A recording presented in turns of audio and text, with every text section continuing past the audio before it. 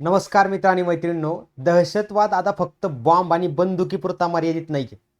तो आता सायबर स्पेसमध्ये घुसलेला आहे, सोशल मीडियामध्ये घुसलेला आहे, ड्रोन तंत्रज्ञानामध्ये घुसलेला आहे, आर्थिक नेटवर्कमध्ये घुसलेला आहे. आता हल्ला फक्त भारताच्या सीमेवरून होतो अशातला भाग नाही, तो डिजिटल जगामध्ये होतो, मनोवृत्तीमध्ये होतो आणि अर्थव्यवस्थेमध्ये सुद्धा होतो. या बदलत्या आणि बहुआयामी म्हणजेच मल्टी डायमेन्शनल धोक्यांना उत्तर देण्यासाठी भारताने प्रथमच एक अखिल भारतीय पातळीवर, राष्ट्रीय पातळीवर दहशतवाद विरोधी धोरण जाहीर केलेलं आहे, ज्याचं नाव आहे प्रहार. ही केवळ सुरक्षा पॉलिसी नाहीये, तर भारताच्या राष्ट्रीय सुरक्षेच्या दृष्टीतून अत्यंत महत्त्वपूर्ण परिवर्तन असणार आहे. याच्या माध्यमातून काय घडणार आहे, काय आहे हे प्रहार धोरण, याची माहिती जी आहे ती आपण थोडक्यात घेऊया. प्रहार काय आहे? प्रहार आता आपण जसं पाहू शकतो, भारतामध्ये दहशतवाद विरोधी धोरण असणार आहे. भारताचा जर विचार केला आपण, भारताचा आणि त्या कॉन्टेक्स्टमधील संदर्भाचा, तर आपल्या लक्षात येईल की भारत हा अनेक दशकांपासून दहशतवादाचा शिकार राहिलेला आहे किंवा दहशतवादाचा सामना करतो आहे. दहशतवादाने आपलं रूप सतत बदललेलं आहे, नवीन आव्हानं निर्माण केलेली आहेत. भारतामध्ये कोणताही धर्म, कोणतीही जात, कोणतेही राष्ट्रीयत्व, संस्कृती, दहशतवादाशी आपण भारत कधीही या कन्सेप्टला जोडत नाही. भारताची भूमिका आहे ती म्हणजे झिरो टॉलरन्स. झिरो टॉलरन्स म्हणजे काय? झिरो टॉलरन्स म्हणजे दहशतवाद अजिबात सहन होणार नाही. म्हणजेच दहशतवादाला कुठल्याही प्रकारची सहनशीलता नाही. आपल्या शेजारील देश असो, त्यांच्यातील अस्थिरता असो, काही ठिकाणी देशांतर्गत राज्यप्रणीत या संदर्भात दहशतवाद असेल, नक्षलवादासारखी समस्या असेल, या सगळ्या गोष्टींचा परिणाम भारतावर झालेला आपल्याला दिसून येतो. काय आहे भारतासमोरील धोके सध्याचे? तर भारतामध्ये सीमापार प्रायोजित दहशतवाद आहे, जे नेहमीच आपल्या शेजारील राष्ट्रांकडून नियोजन होऊन अंमलबजावणी केली जाते. जिहादी गट असतील, त्यांचे फ्रंटल संघटनांचे जाळं सक्रिय आहे. स्लीपर सेल्स असतील, देशामध्ये हिंसाचार भडकवण्याचा प्रयत्न करतात. जागतिक दहशतवादी संघटना असतील, अल कायदा सारख्या किंवा आयसिस सारख्या, ज्याला आपण IS असं म्हणतो आत्ता, या संघटनांनी भारताला लक्ष केलेलं आपल्याला दिसून येतं. त्याचबरोबर आपल्याला टेक्नॉलॉजिकल थ्रेट्स आहेत, म्हणजे दहशतवाद आता टेक्नॉलॉजी म्हणजेच तंत्रज्ञानापर्यंत आलाय. सोशल मीडिया, मेसेजिंग ॲप्सचा वापर किंवा दहशतवादी संघटनांमध्ये भरती करण्यासाठी सोशल मीडियाचा वापर इथपर्यंत आपण पोहोचलोय. एन्क्रिप्शन, डार्क वेब, क्रिप्टो वॅलेट्स, यामुळे त्यांना गुप्तपणे काम करता येते. हे होणारे जे काही सायबर हल्ले आहेत, ते सायबर हल्ले गुन्हेगार, हॅकर्स आणि काही राष्ट्रांकडून केले जातात. ते पुढचा धोका आहे ड्रोन आणि रोबोटिक्सच्या माध्यमातून. आता पूर्वी बंदुकीच्या गोळीतून दहशतवाद होत होता, आता ड्रोनचा वापर केला जातोय. ड्रोनचा वापर करून शस्त्रास्त्रांची वाहतूक केली जाते आहे.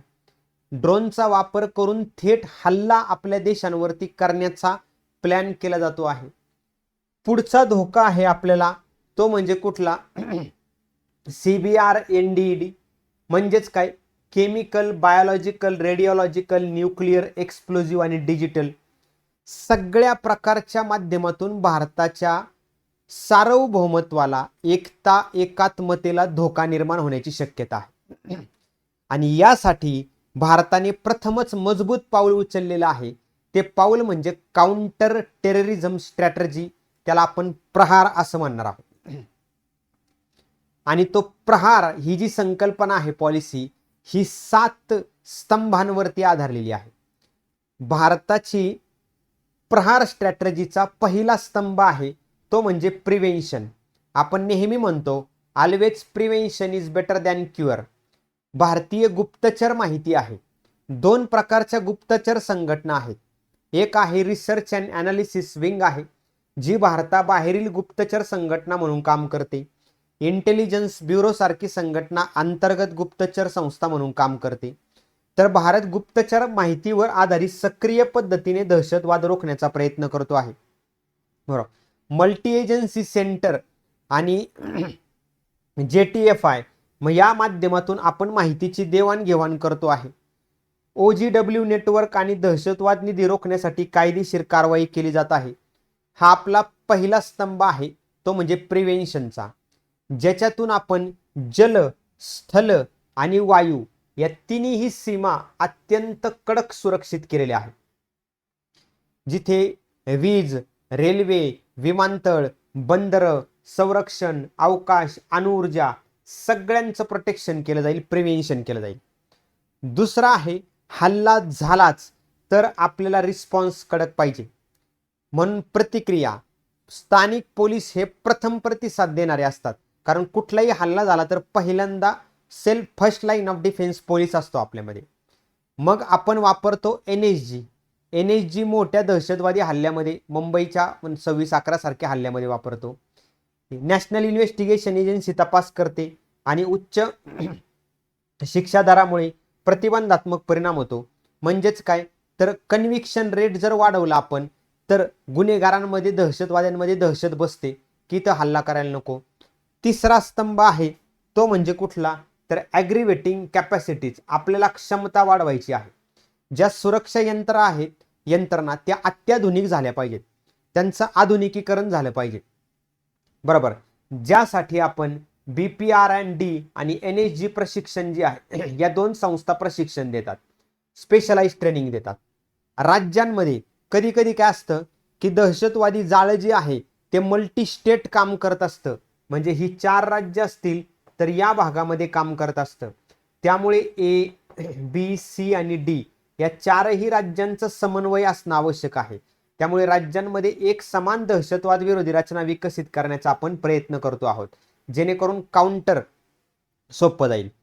चौथा स्तंभ आहे ह्युमन राईट्स आणि रूल ऑफ लॉ.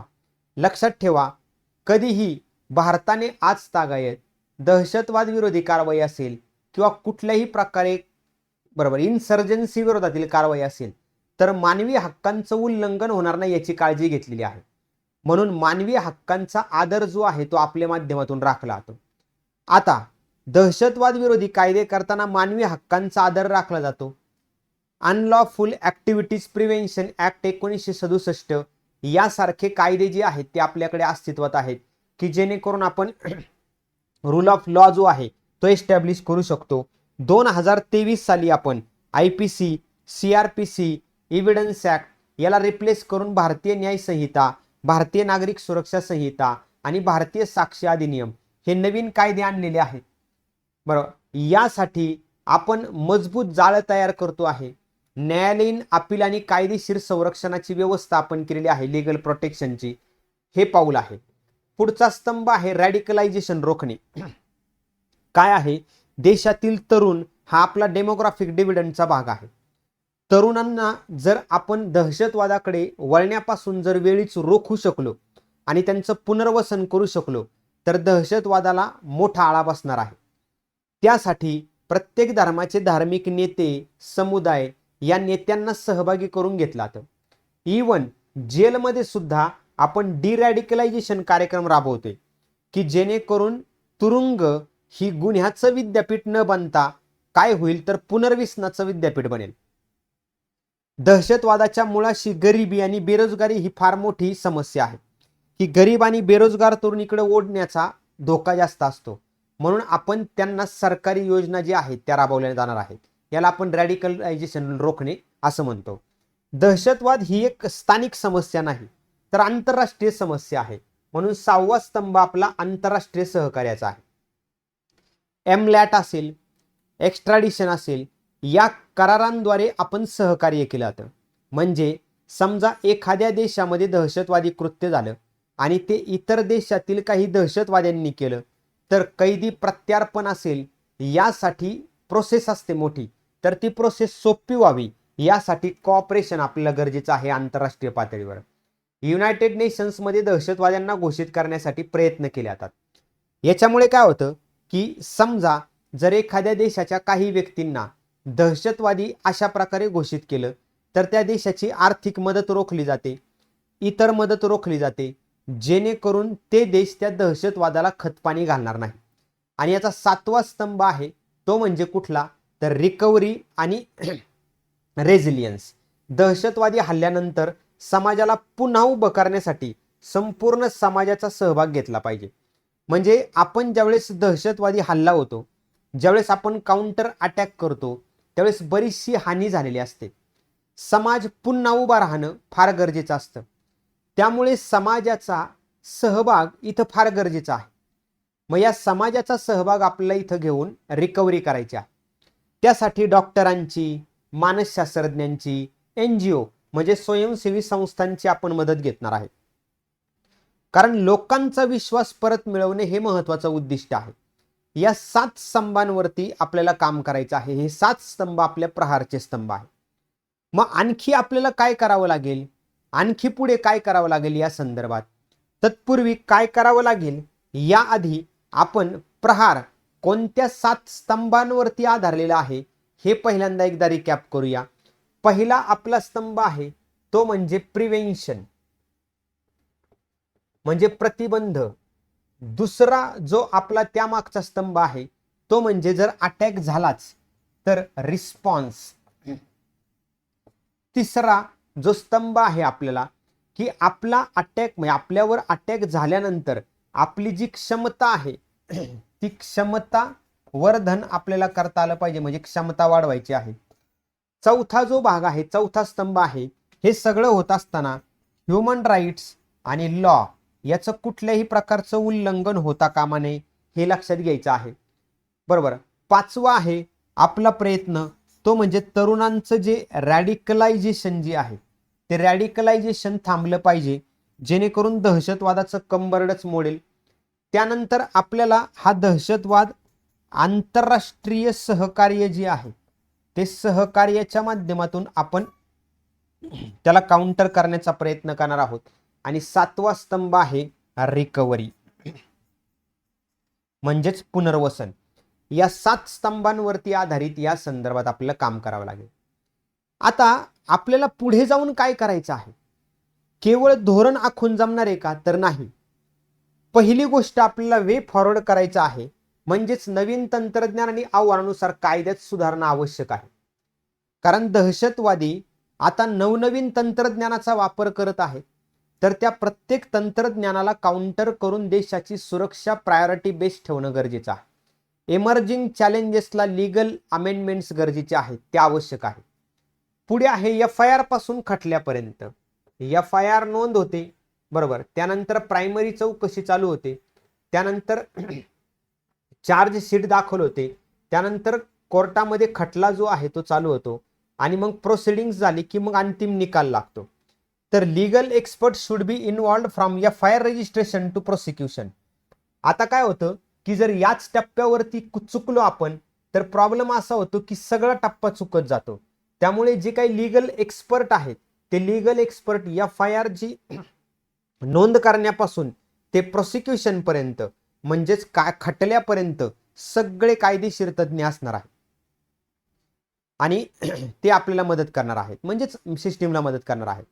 दहशतवाद्यांना मिळणारा निधी, शस्त्र, आश्रयस्थान मिळू न देणे हे या प्रहारचं मुख्य उद्दिष्ट आहे आणि या मुख्य उद्दिष्टाच्या माध्यमातूनच या संदर्भात आपण या पॉलिसीला सक्षमतेने राबवण्यासाठी प्रयत्न करणार आहोत. प्रहार हे भारताचं सर्वसमावेशक गुप्तचर विभागाच्या आधारावरती कार्यरत असलेलं, कायद्याचं पालन करत करत, रूल ऑफ लॉ एस्टॅब्लिश्ड करत करत समाजाच्या सहभागावर आधारित दहशतवाद विरोधी धोरण आपण जाहीर केलेलं आहे आणि ते धोरण नक्कीच आपल्या देशाच्या सुरक्षेसाठी सर्वसमावेशकरित्या काम करेल, याबद्दल कुठल्याही प्रकारची शंका आपल्या मनात नसायला पाहिजे. या प्रहारबद्दल तुमचं काय मत आहे? प्रहारबद्दल तुम्हाला काय वाटतं? आणखी काय केलं पाहिजे? या सगळ्या गोष्टी ज्या आहेत त्या तुम्ही कमेंट बॉक्सद्वारे आम्हाला कळवू शकता. धन्यवाद.